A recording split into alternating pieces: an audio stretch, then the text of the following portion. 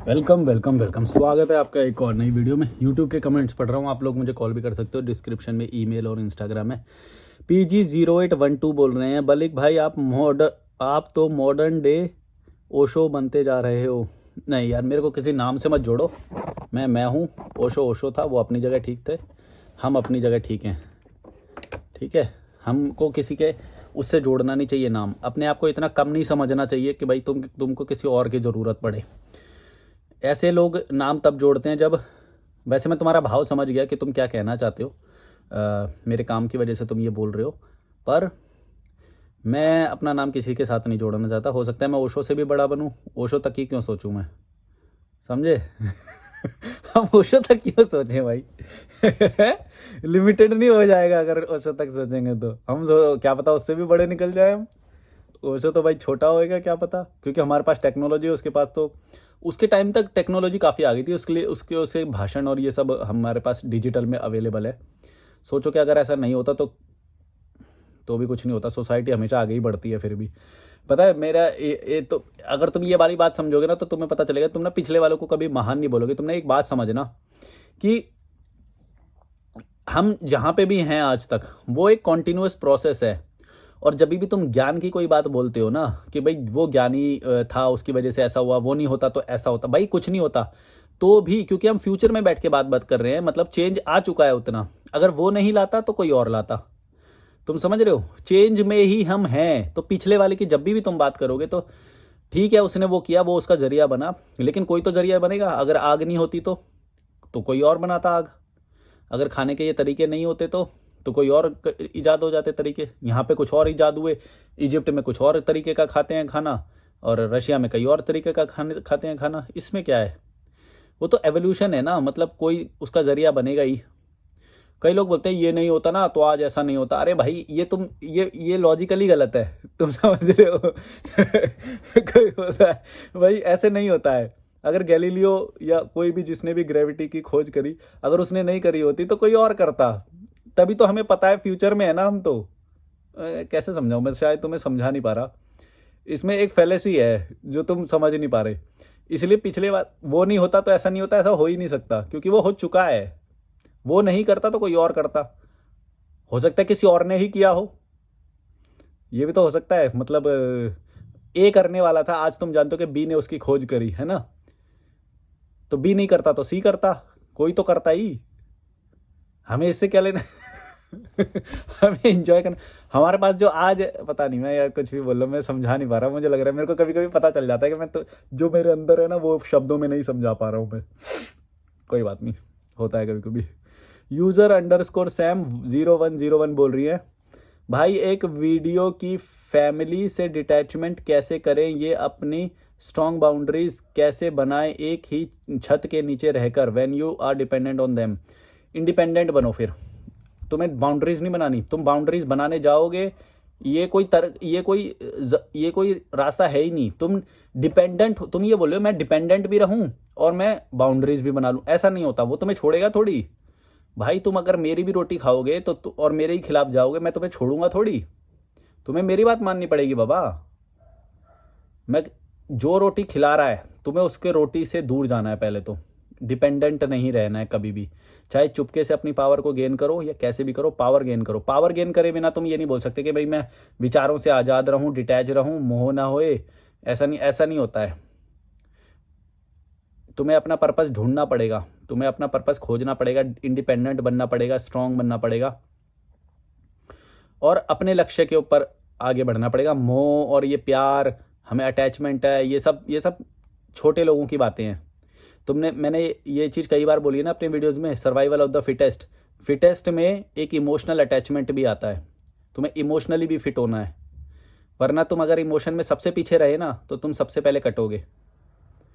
Physics में भी, अपनी फिजिक में भी, शरीर में भी, मेंटली भी, जिस भी चीज़ में तुम पीछे रहोगे तुम सबसे पहले कटोगे। सर्वाइवल ऑफ द फिटेस्ट मतलब हर एस्पेक्ट में तुम्हें ग्रो करना पड़ेगा इमोशनली। ये मूवी और ये सब इन्होंने हमें पागल बनाया है, इमोशन में रखो, ये वो भगवान होते हैं, ऐसा वैसा, है ना। इमोशन नहीं रखना है। इमोशन रखो, वो बाद में लग्जरी तुम्हारे पास होनी चाहिए। वो लग्जरी है इमोशन, पर वो बाद में आना चाहिए। प्रायोरिटीज़ होनी चाहिए। पहले मैं इंडिपेंडेंट बनूँ, आज़ाद बनूँ, अपने डिसीजन ले सकूँ, मेरे पास रेगुलर पैसा आना चाहिए, इनफ्लो होना चाहिए, फ्यूचर के लिए पैसा होना चाहिए, मेरे पास निर्णय करने की आज़ादी होनी चाहिए, और निर्णय करने की आज़ादी के लिए पहले पैसे की आज़ादी चाहिए होती है, फाइनेंशियल इंडिपेंडेंस सबसे पहले। तो इसके ऊपर तुम्हें काम करना ही पड़ेगा, तुम इससे बच के भाग नहीं सकते। और तुम जो भी लोग मेरे जैसी ज़िंदगी जीने के सोच रहे हैं, या बोलते हैं कि भाई जो भी तुम सोचते हो ना अपने लाइफ में, तुम्हें सबसे पहले क्या करना चाहिए कि भाई अपने निर्णय लेने के लिए आज़ाद हो जाओ सबसे पहले। और इसमें तुम्हें त्याग भी करना पड़ सकता है, और जब तुम त्याग ही नहीं कर सकते तो फिर इतना बड़ा सोचो भी मत कि मुझे बड़ी चीज़ कोई मिल जाएगी। फिर एवरेज लाइफ जियो ना तुम। अगर तुम एवरेज लाइफ जियोगे तो उसमें प्रॉब्लम क्या है, एवरेज जी लो। फिर देख देख के हम जैसे लोगों को देख के कुंठित होते रहना घर पे बैठ के। और ये फ्यूचर में बढ़ने वाला है, मैं सच बता रहा हूँ। हम मेरे जैसे लोग और आएंगे ना भाई, तुम्हारे मोहल्ले से निकलेंगे, तुम्हारे ही बेटे बेटी ऐसे निकलेंगे, तो तुम्हारी फटेगी, मैं तुम्हें पहले ही बता दे रहा हूँ। आज अगर तुम survival of the fittest rule को फॉलो नहीं किया तुमने, अगर सबसे फिट मतलब कम से कम लास्ट तो ना रहो तुम जो लास्ट वाले जो 10% है सबसे पहले कटेंगे। कोरोना में भी तुमने देखा होगा कि कौन मरे, वो मरे जिन्होंने जो फिटेस्ट के उसमें सबसे ऊपर नहीं थे, मतलब जो सबसे नीचे वाले थे वो मरे। और ये हर बार होएगा, ये नेचर का रूल है। अगर तुमने अपने आप को पावरफुल नहीं बनाया तो तुम्हारे आसपास के लोग ही तुम्हें खा जाएंगे। पहली बात तो ये है, वो हर कोई, चाहे तुम्हारे माँ बाप ही क्यों ना हो, वो मोस्ट पावरफुल का साथ देंगे। तुम्हारा कभी भी झगड़ा हुआ तुम देख लेना, कमज़ोर का साथ कोई नहीं देता है। सड़क पे झगड़ा हुआ हो, स्कूल में किसी दो बच्चों की लड़ाई हो गई हो, घर परिवार में दो सिबलिंग्स की लड़ाई हो गई हो, कॉर्पोरेट में कोई दो एम्प्लॉयज़ के बीच में झगड़ा हो गया हो, कहीं पे भी देख लेना ये चीज़ तुम। ये यूनिवर्सल लॉ है, हमेशा पावरफुल जो होगा उसका साथ दिया जाएगा, उसी के साथ खड़ा होना चाहेंगे सब। इसलिए तो मैं बोलता हूँ कि हमेशा बॉडी अपनी बेहतर बनाओ और पर्सनैलिटी अपनी बेहतर बनाओ। एक दम आना चाहिए तुम्हारी पर्सनैलिटी में। दम तब आता है जब तुम अपने मेहनत करते हो। मेरे को इतना जो मेरे फेस पे कॉन्फिडेंस और ये सब देखते हो इसलिए कि भाई मेरे को पता है मैंने क्या मेहनत करी है। कोई नॉर्मल बंदा इतनी कर ही नहीं पाएगा। और तब भी मैं ऐसा नहीं है कि बहुत आगे हूँ, अभी भी बहुत पीछे हूँ मैं, बहुत मेहनत करनी अभी भी बाकी है। पर मैं भागता नहीं हूँ मेहनत से, भागता नहीं हूँ। और मेहनत से मेरा मतलब वो हार्ड वर्क वाला मेहनत नहीं बोल रहा मैं हार्ड वर्क वाली वो नहीं कर रहा है, जैसे जो पैसे कमाने के लिए जो मेहनत करते हैं हम। मेहनत भी किस किस पर्पस के लिए कर रहे हो, वो पर्पस बड़ा होना चाहिए पहले। मेहनत ऐसे नहीं कि भाई पैसे के लिए जो मेहनत कर रहा है तुम उसे बोल दो कि भाई ये मेहनत कर रहा है। नहीं नहीं नहीं नहीं नहीं, वो तो कुत्ते की तरह भाग रहा है, वो तो कुत्ते की तरह शॉप पे बैठ रहा है, कुत्ते की तरह काम कर रहा है। वो तो कुत्ता तो नहीं करता काम, कुत्ता तो नहीं बैठता शॉप पे, और गधे की तरह काम कर रहा है वो। तुम समझ रहे हो ना, क्योंकि पर्पस, मेहनत का पर्पस क्या है उसका, पैसा कमा रहा है। और पैसा कहाँ दे देगा फिर, धर्म में दे देगा, समाज में दे देगा, है शादी में दे देगा, बच्चे पे लगा देगा सारे पैसे। क्या कर रहा है अल्टीमेटली, वही कुत्तागिरी कर रहा है, फंस जाएगा आगे जाके। क्या करेगा बताओ, पर्पस ही नहीं है ना उसके पास। मैं जो मेहनत कर रहा हूँ मेरे पास पर्पस है, तुम्हें जल्दी कुछ पता चलने वाला है ना। तो पर्पस होना चाहिए, विचार बड़े होने चाहिए, सोच विजन दूर का होना चाहिए, और तब तुम मेहनत करो। डिटैचमेंट विटैचमेंट सब अपने आप हो जाएगा। तुम्हारा गोल बड़ा होना चाहिए, कर्तव्य बड़ा होना चाहिए, जो तुम करना चाहते हो वो लक्ष्य बड़ा होना चाहिए, अपने आप सब सेट हो जाएगा। जब तक तुम्हारे पास वो नहीं है, फिर ये डिटैचमेंट विटैचमेंट ये सब ये छोटे लोग करते हैं भाई। ये जो मोह है ना, ये छोटे लोग करते हैं और इसको जस्टिफाई भी करते हैं भाई। जब जब तुम्हारे पास खाने के पैसे ही नहीं होंगे तब क्यों मोह, क्या उनके अपनों के साथ रह के क्या घंटा पाड़ोगे, क्या करोगे, दाल चावल खाओगे ज़िंदगी भर, हैं भड़वो। अकल नहीं है दो पैसे की, अपने लक्ष्य पूरा करो पहले बाबा, इंडिपेंडेंट बनो पहले। और मैं अभी एक रील शूट करी है मैंने, उसमें बताया मैंने कि मैंने 5 खर्चे ज़िंदगी में हमेशा अवॉइड करने चाहिए। घर लेने का खर्चा, अपना घर कभी भी मत लेना, 1 करोड़ रुपए का लगेगा। 1 करोड़ रुपए तुम्हें सीधे सीधे देने पड़ेंगे अगर अपना घर लेते हो तो, ठीक है। शादी, शादी भी मान लो 1 करोड़ रुपए, मतलब प्री वेडिंग पोस्ट वेडिंग ये सब मिला मुलू के सामान खरीदना और ये सब वो सब, 1 करोड़ रुपए मान लो पक्का पक्का भाई। सबसे बेसिक वाला बता रहा हूँ, बेसिक बेसिक बता रहा हूँ। प्री वेडिंग पोस्ट वेडिंग सारा खर्चा मिलाओगे ना, दुल्हन का ये वो ये मेरे को तो पता भी नहीं है, मैं तो गिनता हूँ, मैं पागल हो जाता हूँ, मैं अकाउंटेंट रह चुका हूँ, मैं पागल हो जाता हूँ भाई। इतना खर्चा, कोई रीजन नहीं है, घोड़ी मंगा रहे, घोड़ी के ऊपर बैठे हुए है शादी।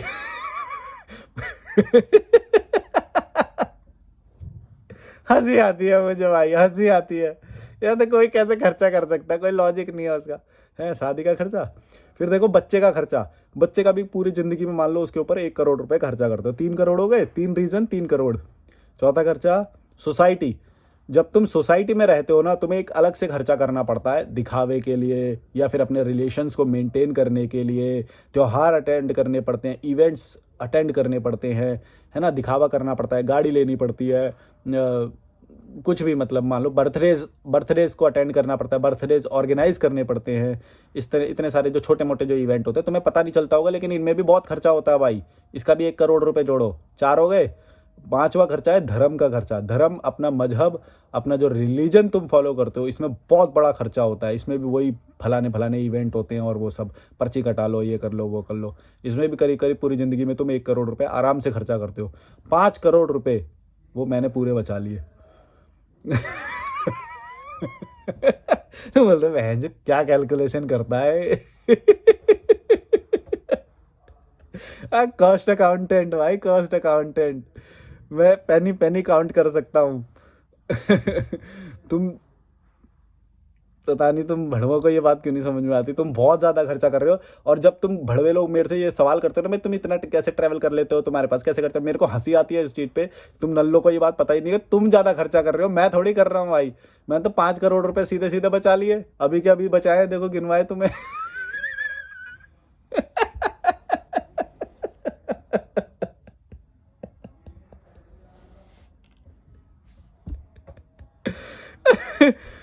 गिनवाया कि नहीं गिनवाया अभी है? अच्छा, इसमें से तुम्हें इन 500 रीजन में से कहीं पे भी 1 1 करोड़ रुपए जो मैंने गिनवाए, कहीं पे भी कम लगा, मेरे को बता दो। कोई भी व्यक्ति जो ये बोल रहा नहीं नहीं शादी तो 20 लाख में हो जाती है, ऐसे हो जाती है हमारे यहाँ पे तो, अरे भैया प्री वेडिंग, पोस्ट वेडिंग, बाद में जो खर्चे होते हैं सारा मिला के देखो जरा। और फ्लैट का भी जो तुम बोल रहे हो कि नहीं नहीं 70 लाख में भी आ जाता है वो, भैया अच्छी सोसाइटी में तुम फ्लैट लेने जाओगे 1 करोड़, 1.25 करोड़, 1.5 करोड़, अब तो 2 करोड़ हो जाएगा, देख लेना तुम। इसीलिए बोलता हूँ ये 5 चीज़ों को अवॉइड करो। लाइफ, लाइफ मक्खन है भाई, क्यों टेंशन पालनी है। 5 करोड़। पूरी जिंदगी काम करते हैं इन 5 करोड़ को कमाने के लिए, पूरी जिंदगी, है ना। और फिर मैं जब ट्रैवल कर रहा हूँ अपना, अच्छा मज़े कर रहा हूँ, इंजॉय कर रहा हूँ, मेरा कोई खर्चा ही नहीं है। हैं, 300 रुपये पर डे मैक्सिमम खर्चा होता है मेरा, कभी कभी 300 भी नहीं होता पर डे का, है ना। स्टे प्लस फूड, है ना, बस यही खर्चे है मेरे, और कुछ है नहीं। कभी कभी कुछ प्रोडक्ट्स मंगा लेता हूँ मैं, है ना। तो मेरे को पूछते हैं कि भाई तुम्हारा कैसे, अरे भड़वे, तेरा खर्चा होता है, मेरा नहीं होता है। मैंने मैंने पूरा काउंट करके बैठा हूँ भाई, पूरी जिंदगी का मैं काउंट करके बैठा हूँ। और मैं अगर ना भी कमाऊँ आज तो भी मेरा पूरी जिंदगी चलेगा, मेरे को कोई डर, इसीलिए मैं खुश भी रहता हूँ। अच्छा, एक और बात है कि ये जो 5 करोड़ है, ऐसा नहीं है कि ये इनके पास होते हैं, ये लोन ले लेते हैं इस 5 करोड़ को, उसका मतलब जैसे शादी होने वाली की तो आगे का लोन ले लेते हो, तो फिर कुत्ते की तरह काम करना पड़ता है इन्हें, एकदम कुत्ते की तरह भागते हैं, गधे की तरह काम करते हैं पूरे दिन। हैं, बॉस कुछ बोले तो उसके सामने मिमियाने लग जाते, कुछ बोल भी नहीं पाते, अपनी मर्जी की छुट्टी नहीं ले पाते। हैं, कहीं पे शादी में जाना हो, वो भी इनके लिए दर्दनाक इवेंट होता है कि भैया छुट्टी लेनी पड़ जाएगी, ये हो जाएगा, वो हो जाएगा, या फिर ऑफिस से जल्दी भाग रहे होते हैं कुत्ते की तरह, सर आज मेरे इन्होंने की शादी है मेरे को भागना है मैं कुत्ते की तरह भागूं, मेट्रो मेट्रो मेट्रो पकड़ लूंगा। मेट्रो छूट जाएगी, अरे आज मुझे जाना है सर। भाई शादी अटेंड करना भी इनके लिए एक हसल होती है। तुमको ये लगता होगा कि भाई जो समाज में रह रहे हैं तो शादी तो एक हैप्पी इवेंट है, तो मजा आना चाहिए, खुश होना चाहिए। लेकिन ये मैं देखता हूँ कि शादी अटेंड करने के लिए भी भाग रहे होते हैं, तू चला जा, तू चला जा, उसकी शादी में तो मैं गया था, आज तेरे को जा, मेरी तो छुट्टी है, मैं तो दुकान बंद नहीं कर सकता है।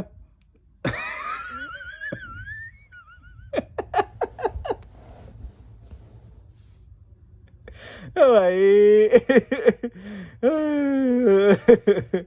यार कितने नल्ले लोग हो, तुम्हें इतनी सी मैट्रिक्स समझ नहीं आ रही, यही वो मैट्रिक्स है।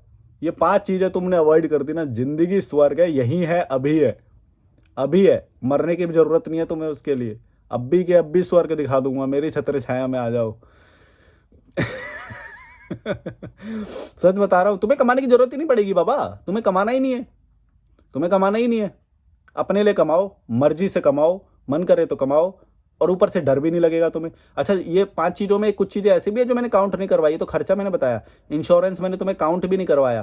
क्योंकि एक जब तुम फैमिली बनाते हो तो तुम्हारे अंदर एक डर रहता है, तुम डरपोक हो, तुम डर के साथ जीते हो। मेरे को कोई डर नहीं लगता, सच बता रहा हूँ, मेरे को कोई डर नहीं लगता। जब तुम फैमिली बनाते हो ना, तो जो तुम्हारे घर भी होता है या गाड़ी भी होती है, या घर में जो जेवर रखे होते हैं तुम्हारे, है ना, या जो बच्चा होता है जो स्कूल जा रहा है, इन सब से रिलेटेड एक डर सा रहता है तुम्हें, एक डर वो होएगा ही। जो जितनी ज़्यादा चीज़ें जोड़ोगे उतने ज़्यादा डर रहेंगे तुम्हारा। मैंने कोई चीज़ नहीं जोड़ रखी, तो मेरे अंदर कोई डर भी नहीं है, निडर हूँ मैं, निडर हूँ। मेरे पास कुछ नहीं है ऐसा जो खो जाएगा। क्या खो जाएगा? ये मैक्सिमम मेरा फ़ोन है जो सबसे महंगा है मेरे पास, और कोई इससे महंगी चीज़ नहीं है मेरे पास। एक्सीडेंट हो जाएगा सबसे ज़्यादा, क्या है, कुछ नहीं, ठीक हो जाएगा। और उसकी तो प्रोबेबिलिटी भी बहुत कम है, ऐसा थोड़ी हो जाता है कि एक्सीडेंट हो जाएगा, ये हो जाएगा, वो हो जाएगा। हैं? अरे मैं जो ये 5 चीज़ें करने की वजह से तुम्हारी ज़िंदगी हेल हो रखी है, तुम डर में जीते हो, तुम्हें पता नहीं है तुम कितनी सारी ईएमआई भर रहे हो, लोन भर रहे हो। रातों को कैलकुलेशन करते हो, आज ये वाली ईएमआई जाने के लिए इस वाले अकाउंट में पैसा है कि नहीं, ऑटो डेबिट है, छूट गई ईएमआई छूट गई।